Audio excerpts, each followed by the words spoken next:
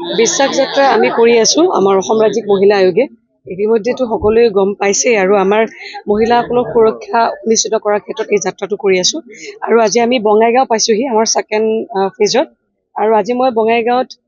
কেইবাটাও ঠাইত মই ভিজিট কৰিলো আৰু বিশেষকৈ এতিয়া মই উপস্থিত আছো আমাৰ কস্তুৰবা গান্ধী বালিকা বিদ্যালয়ত আৰু ইয়াত মই আহি আমাৰ যিসকল ইয়াতে ছাত্ৰীসকল আছে বহুতে পঢ়া শুনা আধাতে সামৰি দিয়ে বা কিছুমান এনেকুৱা অভিভাৱক আছে যিসকলে সোনকালে মানে 18 বছৰ পূৰ্বে তেওঁলোকক বিয়া দিয়াৰ কাৰণে হেঁচা দিয়ে বিভিন্ন ধৰণৰ ইয়াতে আমাৰ ছোৱালীবিলাক আছে ইয়াতে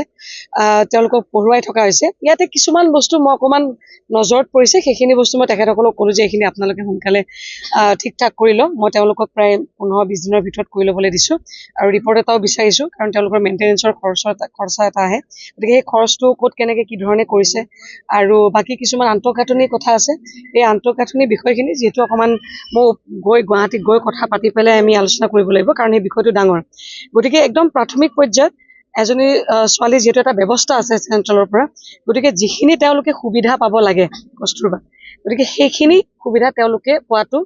অধিকাৰ তেওঁলোকৰ গতিকে সেই অধিকাৰৰ ক্ষেত্ৰত য'ত মই দেখিছোঁ সেইখিনি হোৱা নাই এইখিনি মই ঠিক কৰিবৰ কাৰণে কৰিবলৈ